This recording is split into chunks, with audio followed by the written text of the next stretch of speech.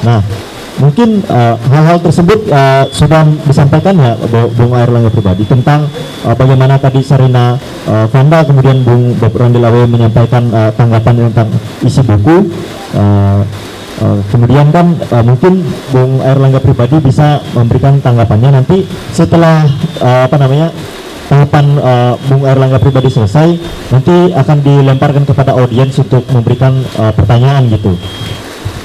Mungkin seperti itu ya.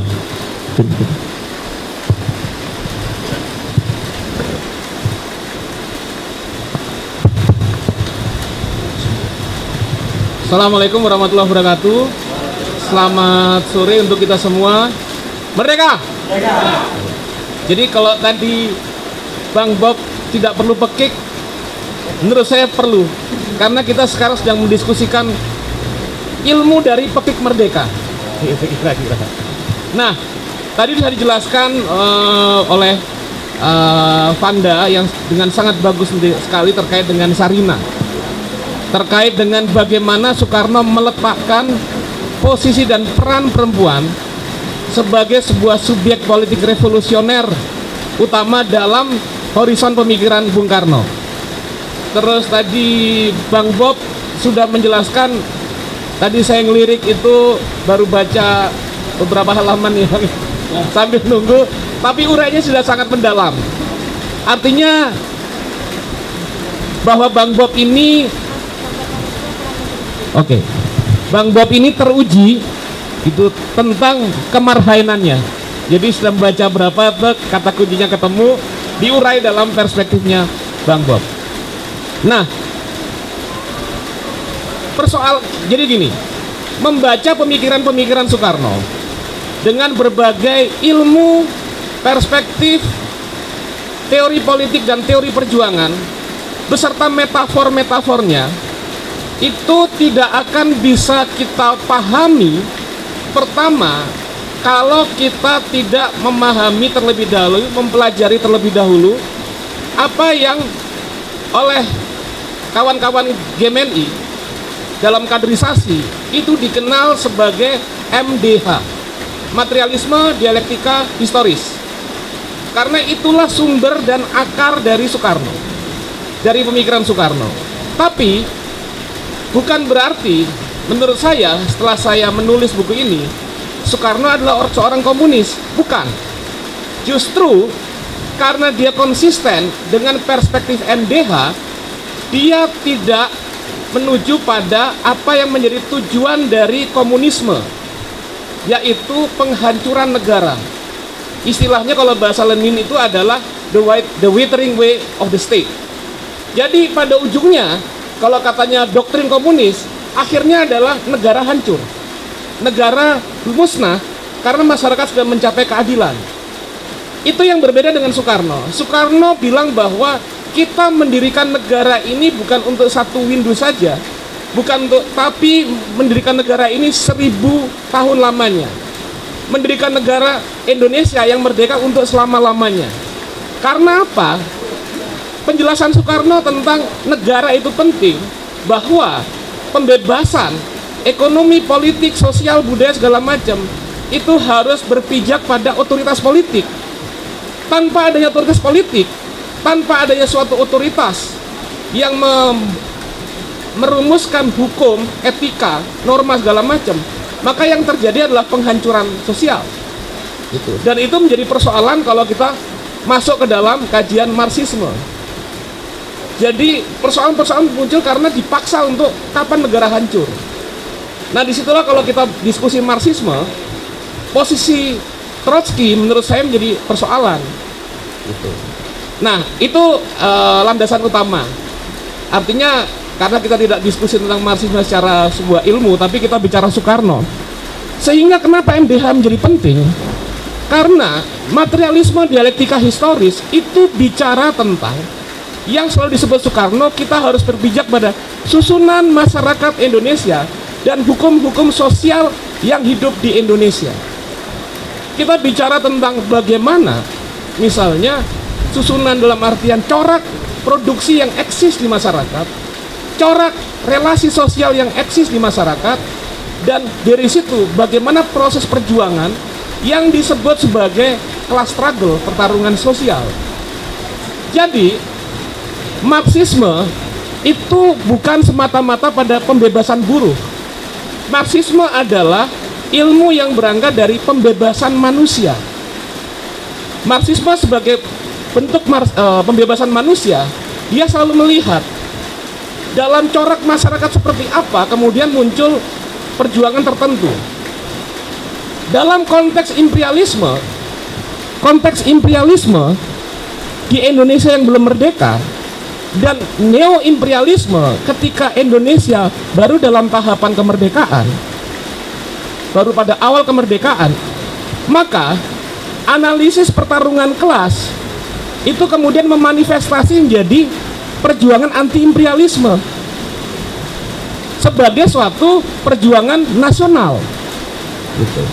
Nah, itu konsisten kalau misalnya dilihat bahwa tadi kalau Bang Bob bicara tentang apa hubungan Tan Malaka sama Soekarno, saya melihat bahwa Tan Malaka itu adalah Marxisme ala Indonesia 1.0, Soekarno adalah Marxisme ala Indonesia 2.0, dan kita kemudian sekarang adalah mencari bagaimana Marxisme atau sosialisme ala Indonesia 3.0 dalam konteks masyarakat seperti ini.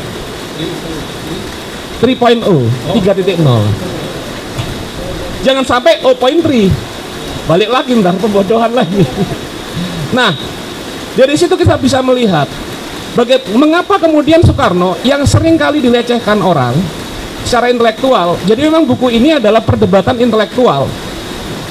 Saya mendebat Bernard Dahm, John Delitzsch, dan lain sebagainya, George Cahin, segala macam. Karena apa? Dianggap bahwa bahkan oleh kalangan-kalangan kiri, ketika Soekarno mengusung nasionalis, dianggap gak Marxis. Justru sebetulnya kalau kita baca betul materialisme dialektika historis dan membaca DBR, yang dungu adalah yang mengutuk Soekarno. Jadi MDH ibarat ibarat antara genus dan spesies.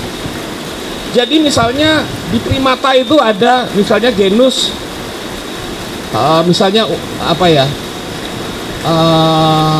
reptil, artikulasinya bisa banyak gitu. Ada genus, ada spesies. Manusia misalnya dekat dengan, ini kontroversi di Darwin itu ada genus manusia itu manusia sebagai spesies bertemu dengan genus dengan monyet gitu, kera. Maksudnya adalah artikulasi perjuangan kelas itu bukan hanya buruh versus borjuis.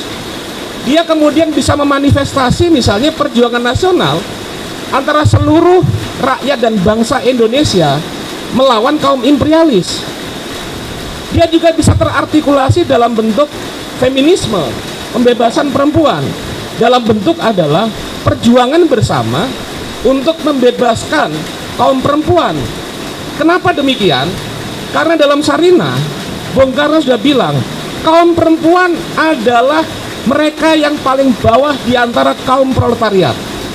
Jadi pada posisi paling bawah di kalangan proletariat itu adalah perempuan. Iya, dulu. Nah, tapi kemudian kalangan feminis misalnya banyak yang protes. Banyak yang protes misalnya, kenapa menempatkan nasionalisme lebih tinggi daripada perempuan?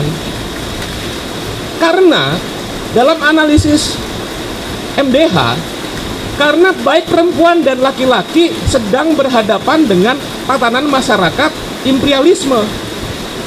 Itu originalitas Soekarno ketika dia berdebat tadi katanya dengan Hatta dan Syahrir.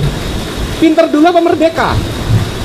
Dalam Pancasila 1 Juni, paragraf-paragraf awal Soekarno itu kemudian berbicara tentang persoalan tersebut. Dia memilih merdeka dulu, baru kemudian mencerdaskan rakyat Indonesia. Kenapa dia milih merdeka dulu? Karena tanpa adanya kemerdekaan tidak akan pernah ada perjuangan-perjuangan untuk membangun kualitas manusia Indonesia yang cerdas, yang sehat, yang baik. Kita sedang menghadapi momen ketika semua daya kekuatan produktif, kekuatan mental, kekuatan fisik kita dipasung oleh imperialisme. Itulah kenapa kemudian Soekarno bilang kemerdekaan adalah jembatan emas yang di ujungnya adalah penyempurnaan susunan masyarakat Indonesia. Kenapa jembatan emas? Karena kalau tidak ada kemerdekaan, nggak bisa nyampe nih barang sampai ke ujungnya ini. Nah, itulah yang kemudian menjelaskan tentang alam berpikirnya bagaimana Soekarno mengurai persoalan. Dari situ kita bisa masuk ke banyak hal untuk memahami Soekarno terkait dengan bagaimana Soekarno mengkonseptualisasikan tentang Marhaen. Jadi banyak juga kalangan-kalangan yang sinis terhadap Soekarno membaca Marhaen itu hanya dari bukunya Cindy Adams, ya kan, penyambung lidah rakyat, gitu. Sehingga banyak salah paham. Dibilang bahwa Soekarno tidak paham tentang relasi kelas, gitu kan. Dibilang Soekarno tidak melihat tentang bagaimana posisi subjek-subjek masyarakat yang tertindas berhadapan dengan sistem kapitalisme. Padahal kalau kita lihat dalam kalau kita misalnya lihat dalam buku biografinya Haryo Kecik, Jenderal Haryo Kecik. Jadi Haryo Kecik itu mengidentifikasi Cindy Adams itu adalah bagian dari agen CIA. Itu kenapa waktu Haryo Kecik ditanya, dia bertemu Cindy Adams di Moskow, dibilang yang menyuruh Haryo Kecik sekolah itu Jenderal Ahmad Yani. Dan kaget Cindy Adams. Ngapain dia kaget kalau nggak ada kepentingan politik? Artinya Soekarno udah tahu dia sedang diwawancara siapa waktu itu.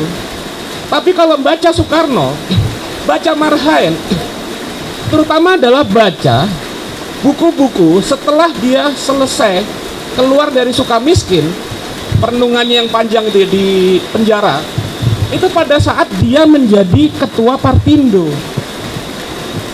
Ketika dia menjadi ketua Partindo, dia berjumpa dengan beberapa kalangan-kalangan kiri Indonesia. Amir Syarifuddin itu adalah istilahnya adalah kadernya atau adiknya dari Soekarno. Itu yang banyak orang kiri yang nggak paham di Partindo.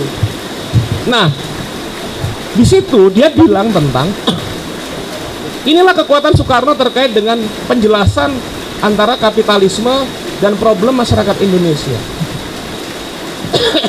Dia menulis ketika dia kritik Gandhi. Dia bilang, tokoh pergerakan di Indonesia itu jangan latah dengan doktrin yang namanya Swadesi. Itu nggak sesuai dengan susunan masyarakat di Indonesia. Nah, dia jelaskan secara lebih perinci, secara detail tentang kekuatan dari Soekarno juga.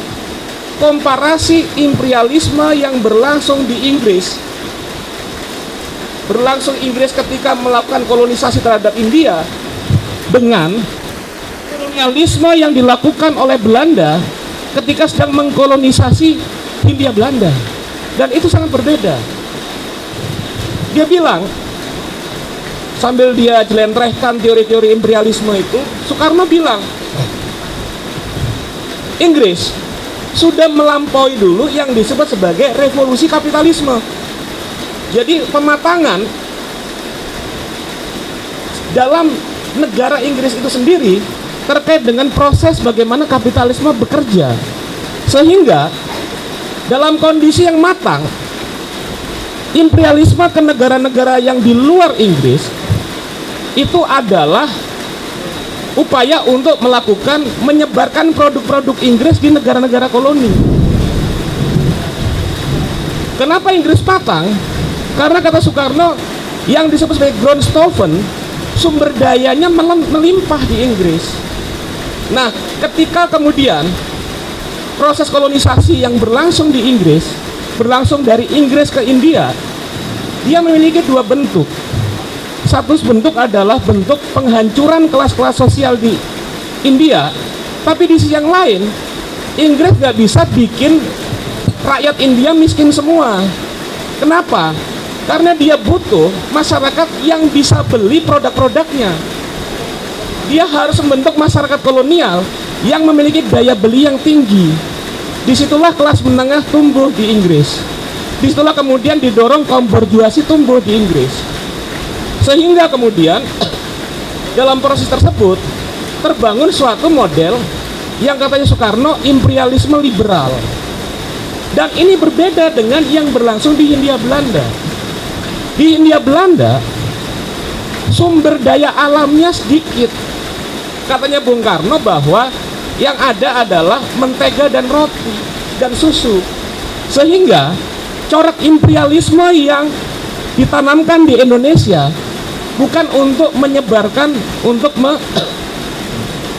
produk-produknya untuk dibeli, tapi proses industrialisasi, proses kemudian pembentukan kapitalisme membutuhkan negara-negara koloni melalui investasi finansial.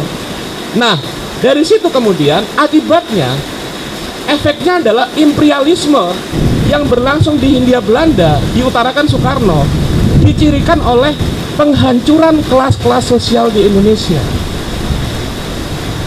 Kelas borjuasinya hancur. Misalnya dulu daerah borjuasi batik gitu kan, di Pekalongan, di Solo, di Surabaya, itu hancur. Kaum petaninya kemudian melarat. Kaum buruhnya juga hancur. Gitu, secara penghasilan. Makanya Bung Karno menulis dalam DBR itu kan, rakyat Indonesia upahnya segerbong sehari, gitu kan. Nah, dalam konteks ini kemudian Swadesi di India bisa jalan. Karena apa?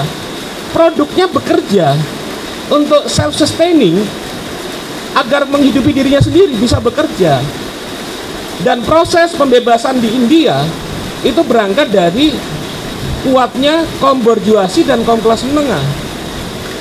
Tidak seperti Indonesia, kata Soekarno. Kita nggak bisa mengandalkan kaum borjuasinya hancur, kaum kelas menengahnya lemah. Sehingga ini poin penting tentang persatuan nasional. Kata Bung Karno, satu-satunya jalan dalam proses pertarungan melawan imperialisme adalah persatuan nasional. Jadi persatuan nasional itu bukan semata-mata misalnya sebagai jargon omong kosong, jargon yang ngelamun, bukan. Itu bahasa sekarang ada algoritmanya, ada analisis MDH-nya. Nah, dari situ persatuan nasional dalam konstruksi yang disebut sebagai marhaen. Dari situ selanjutnya kemudian instrumen politik apa yang bisa kemudian menggerakkan kaum marhaen? Instrumen politiknya dia usung yang namanya Ratu Adil. Terkait Ratu Adil, banyak kalangan intelektual salah kaprah soal Ratu Adil. Dikira itu adalah bentuk mitologisasi dari Soekarno.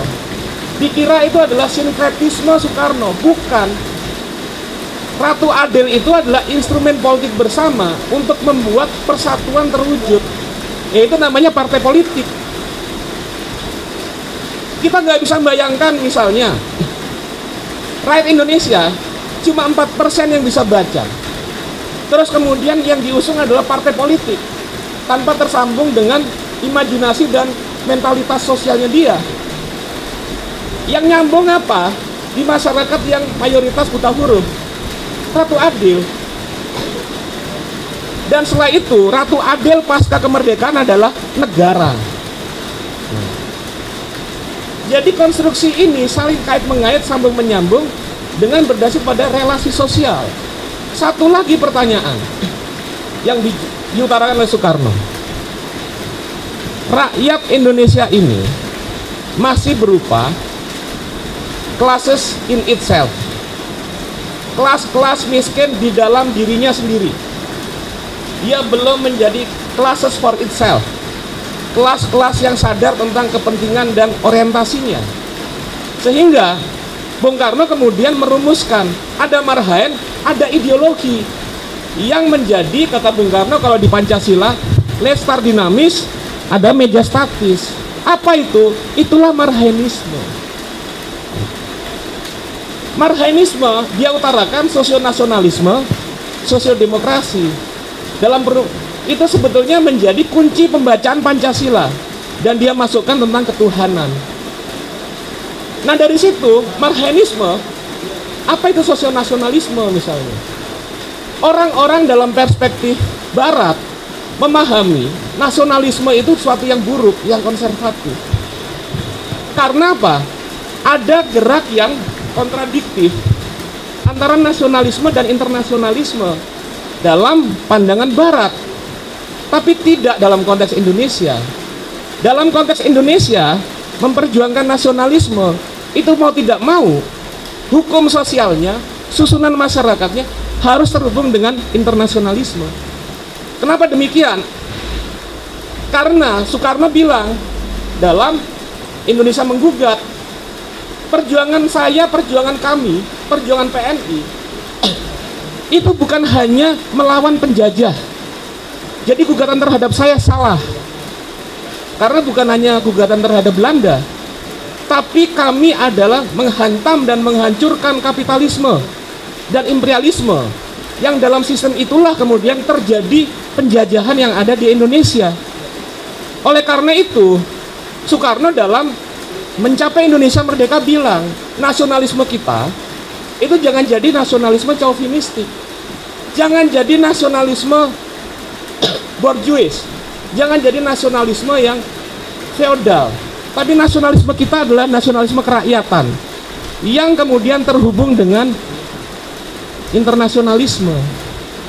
Bung Karno bilang, tanpa adanya kesadaran dan perjuangan politik dari, dia bilang, Lembu Nandi di India, Barongsai di China, dan negeri-negeri yang terjajah yang lain, kita tidak bisa mengembangkan yang disebut sebagai perjuangan politik nasional. Jadi terhubung dalam totalitas susunan masyarakat. Itu bicara tentang marhain dan marhainisme. Buku saya juga kemudian menjawab kontroversi lain terkait dengan demokrasi terpimpin, yang dianggap oleh banyak kalangan adalah wujud otoritarianisme dari Bung Karno. Dan sampai sekarang kerap kali kita kaum nasionalis itu canggung kalau bicara tentang demokrasi terpimpin. Padahal sebetulnya demokrasi terpimpin adalah momen praktikal, momen praksis ketika momentum Soekarno menghubungkan antara pikiran-pikiran dia dengan kemudian apa praksis politik yang harus dilakukan. Kita lihat konstelasi problem susunan masyarakat dan susunan politik yang sedang berlangsung pada era demokrasi terpimpin, pada era demokrasi parlementer. Jadi Indonesia sejak awal kemerdekaan, 3 bulan setelah Indonesia merdeka, itu kemudian ada maklumat X tahun 1945 oleh Hatta, yang kemudian itu membatalkan kemudian posisi Soekarno sebagai presiden dan posisi partai politik sebagai ratu adil, negara sebagai ratu adil. Karena kemudian pada saat itu adalah momentum politik bagi perjuangan rakyat Indonesia melakukan dekolonisasi. Tidak hanya itu, banyak sekali fakta-fakta sejarah pada era ini, bahwa Indonesia setelah 1945 masih dihinggapi oleh belenggu persoalan masyarakat kolonial. Kedua adalah apa? Perjanjian KMB. Perjanjian KMB itu kemudian melemahkan kita di 3 hal. Pertama, yaitu biaya-biaya penjajahan yang dilakukan Belanda menjadi hutang kita. Kedua, Indonesia tidak boleh menggaguh-gugat dan melakukan nasionalisasi terhadap perusahaan-perusahaan Belanda dan perusahaan-perusahaan negara-negara barat. Ketiga, penundaan persoalan terkait dengan Irian Barat. Nah, Irian Barat itu nanti masuk diskusi lagi. Irian Barat itu kita jajah atau memang sebenarnya bagian dari kita. Nah, itu kemudian menghalangi proses, tadi katanya Bang Bob tadi, dialektik sehubungan dengan pemajuan Indonesia, kemerdekaan sebagai jembatan emas. Itu kedua. Ketiga adalah pada era kabinet Sakirman. Jadi kabinet Sakirman itu kemudian jatuh ketika kemudian dia terbukti sedang melakukan perjanjian dengan Amerika Serikat di bawah Harry S. Truman ketika pada waktu itu membuat namanya Mutual Security Act. Jadi Mutual Security Act itu adalah NATO versi Asia Tenggara. Keempat adalah pada Kabinet Wilopo. Apa yang terjadi pada Kabinet Wilopo? Ada peristiwa yang namanya Tanjung Morawa. Di Tanjung Morawa itu terjadi konflik antara pekerja penggarap yang ada di wilayah Tanjung Morawa dengan korporasi internasional. Kabinet Wilopo itu kemudian mengirim polisi dan mengirim tentara untuk melerai konflik tersebut yang akhirnya adalah korban petani. Di situ kemudian lagi-lagi kalah. Kalau kita kemudian Pancasila, Indonesia adalah demokrasi politik dan demokrasi ekonomi, itu adalah apa yang berlangsung pada era demokrasi parlemen yang kemudian menunjukkan kekalahan program-program ekonomi politik. Tadi keberapa? 4 ya. Kelima adalah pada waktu itu, pada era gini, menjelang pemilu 1955, ini yang saya uraikan di buku saya. Soekarno itu menunjukkan bahwa dirinya demokrat tulen. Kenapa dia bilang? Dia bilang pemilu 1955 harus dibuat segera. Siapa yang menunda pemilu, dia adalah musuh revolusi. Ngeri itu. Akhirnya kemudian dia waktu itu naik haji ke Arab, dan ternyata kemudian ada isu-isu kayak kemarin tahun 1924, 23, 24. Kita tunda aja pemilu gitu. Sambil kemudian dalam dokumen CIA yang dibuka ternyata ada transfer duit ke partai-partai yang anti Soekarno untuk mengalahkan Soekarno. Sehingga kemudian pada waktu itu pulang Soekarno kemudian membangun aliansi dengan tokoh nasionalis. Dia ngajak Ki Hajar Dewantoro, dia ngajak tokoh-tokoh PNI dan yang lainnya. Akhirnya jadilah 1955. Tahun 1955, Kabinet Ali Sastro Amijoyo. Kabinet Ali Sastro Amijoyo itu kemudian sedang menulis draft penting yang membatalkan KMB, di mana kemudian biaya-biaya penjajahan menjadi beban dari Indonesia. Akhirnya pada waktu itu PNI sama NU yang usung 1955, yang kemudian disabotase oleh partai politik yang lain. Bubarlah itu. Pada saat yang bersamaan terjadi konferensi Asia Afrika. Kita tahu siapa saja kekuatan politik yang mendukung KAA dan siapa yang menolak KAA. Dan ternyata yang menolak KAA pada waktu itu beberapa elit-elitnya melakukan pemberontakan yang namanya PRI Permesta. Jadi runtutan kejadian-kejadian kontra revolusi, runtutan kejadian-kejadian yang disebut oleh Bung Karno sebagai intervensi Nekolim itu jelas ilmiah dan berdasarkan fakta sejarah. Dalam kondisi demikian, misalnya dalam konstruksi demokrasi apapun, coba kita tanya misalnya, ini ada parlemen, ada fraksi di parlemen melakukan pemberontakan. Apakah kemudian konfigurasi parlemen ini harus diteruskan atau kemudian dimodifikasi ulang, dibangun ulang? Ya harus dibangun ulang. Nah, proses tersebut terkait dengan apa yang terjadi dalam fase-fase demokrasi parlemen ketika Indonesia terus diganggu oleh kaum Nekolim, dan diganggunya kaum Nekolim ini melibatkan agen-agen subjek-subjek di dalam politik domestik, sehingga kemudian demokrasi terpimpin itu adalah jawaban untuk menyelamatkan demokrasi ekonomi dan demokrasi politik. Itu yang selama ini kita tidak pahami. Dan kita lihat setelah demokrasi terpimpin dibangun, mulai program misalnya sebenarnya sebelumnya 1957 nasionalisasi perusahaan. Nasionalisasi perusahaan secara ide baik, tapi kemudian ada kekuatan yang kemudian mencoba untuk melakukan hijacking, pembajakan terhadap nasionalisasi perusahaan. Apa yang dilakukan Soekarno setelah itu? Mengirim misalnya lebih dari 2.000 orang sebagai mahasiswa ke luar negeri, ke Eropa Timur, ke China. Kenapa Soekarno melakukan itu? Karena dia tidak ingin level-level manajerial, level-level teknokrasi itu kemudian diambil oleh kekuatan-kekuatan kontrarevolusi. Sehingga kemudian disekolahkanlah itu orang-orang sana. Apa yang dilakukan pada era demokrasi terpimpin? Dia kemudian, ini yang kemudian banyak orang mengatakan bahwa Soekarno nggak paham ekonomi. Problem utama dari ekonomi kolonialisme adalah ketika rakyat dipisahkan dari tanahnya.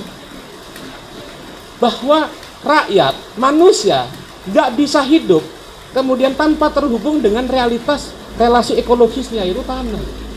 Itulah kenapa Soekarno bilang tentang land reform sebetulnya.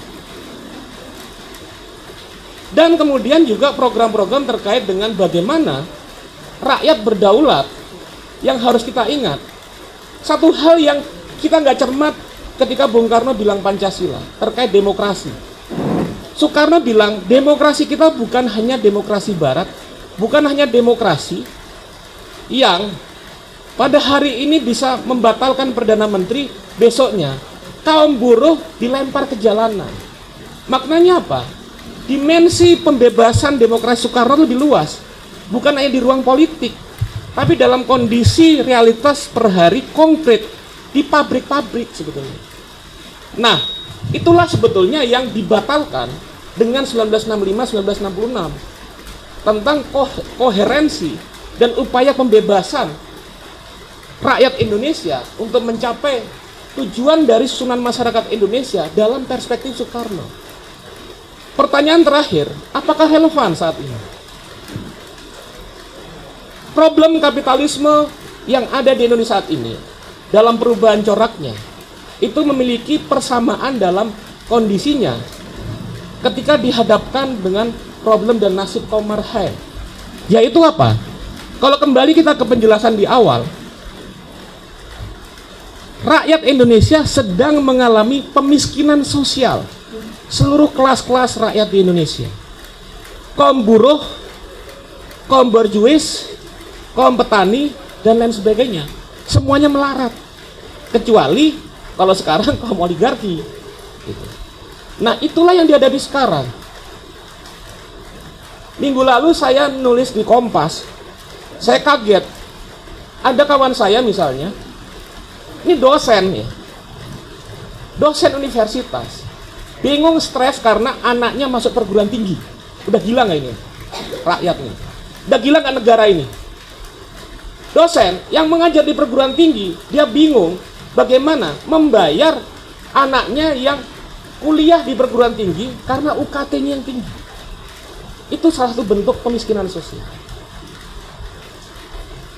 Kedua, kita kemudian melihat realitas apa yang diutarakan oleh Soekarno dalam versi Marhaen yang ada di bukunya Cindy Adams. Orang yang punya alat produksi sendiri, dia harus menjadi pekerja, harus ikut, harus ngenger kepada orang yang punya lapak website digital. Itulah namanya pengemudi ojol. Kita melihat kaum buruh ya, yang dalam kondisi tergencet masih terjebak oleh regulasi yang namanya Undang-Undang Cipta Kerja. Kita melihat kaum petani yang dia tidak bisa kemudian mendapatkan rejeki yang cukup dalam proses dia kemudian menanam hasil-hasil pertanian, karena dibajak oleh banyaknya rentenir, karena negara nggak hadir di situ, karena banyaknya barang-barang impor di Indonesia. Dan itulah juga yang dialami oleh kaum Sarinah. Karena Sarinah itu adalah posisi dari kalangan yang termiskin di antara kalangan miskin.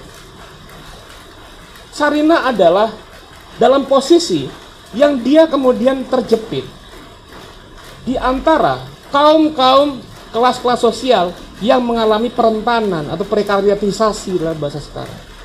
Nah, disinilah kita menunjukkan mengapa kita harus mengusung tinggi-tinggi gagasan Marhainisme. Terima kasih. Merdeka!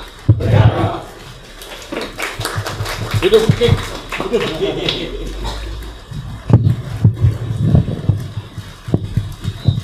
Oke, sangat berapi-api ya, berapi-api, semangat sekali. Walaupun memang suasana kita sedang ditemani hujan ya. Kalau nggak sembari itu kita tetap dihangatkan oleh penyampaian yang sangat berapi-api dari Bung Airlangga pribadi. Tadi memang ada beberapa banyak yang sudah disampaikan oleh Bung Airlangga pribadi gitu. Setidaknya saya rangkum dalam beberapa poin-poin gitu, saking banyaknya gitu ya. Bahwa pertama-tama ketika membaca Soekarno memang penting untuk mempondasikan terlebih dahulu metode analisis MDH gitu, materialisme dialektik dalam memahami pembacaan terhadap Soekarno.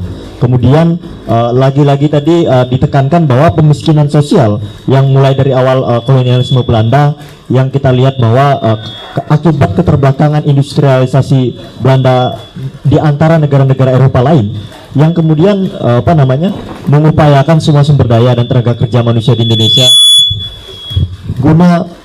guna hanya untuk surplusnya hanya untuk industrialisasi nasional Belanda sendiri gitu.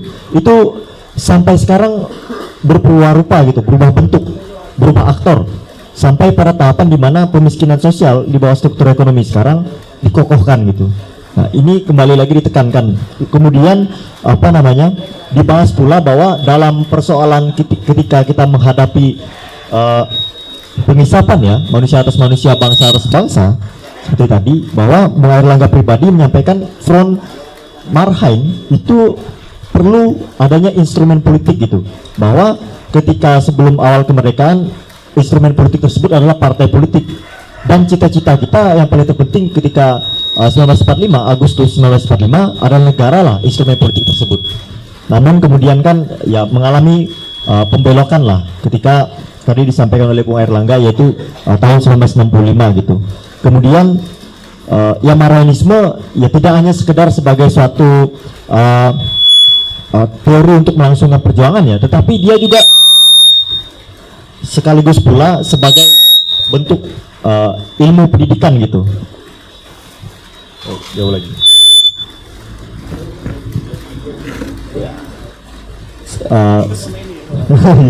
Termasuk sebagai ilmu pendidikan gitu, ilmu pendidikan yang mengkritis kritis gitu ya, yang kemudian membangun kesadaran revolusioner di tengah masa rakyat Marhain gitu, rakyat pekerja gitu ya. Kemudian kan tadi juga dipertebal tentang persoalan sosial demokrasi terpimpin ya, bahwa demokrasi terpimpin itu memang satu momentum politik yang kemudian diambil sebaik-baiknya oleh Bung Karno untuk menjawab kondisi sosial politik di bawah awal masa parlementer gitu, awal pemimpinan parlementer. Nah, ini dimensi pembebasan demokrasi Soekarno, jika saya membacanya, dimensi pembebasan demokrasi Soekarno sampai pada kondisi yang lebih realistis, yaitu persoalan keseharian masyarakat. Itulah yang kemudian tadi di awal Bung Airlangga pribadi tadi menyampaikan tentang perlunya pembacaan MDH gitu, bahwa pembacaan terhadap sejarah maupun pembacaan penggunaan MDH gitu ya, pembacaan penggunaan MDH dan kemudian literatur sejarah menginsafi kita untuk kemudian sampai pada tahapan untuk mengatakan ya kita harus merdeka gitu, atau yang disampaikan oleh Bung Bob tadi ya, merdeka dulu, memerdekakan terus sampai pada kemerdekaan, pekik gitu ya. Gitu.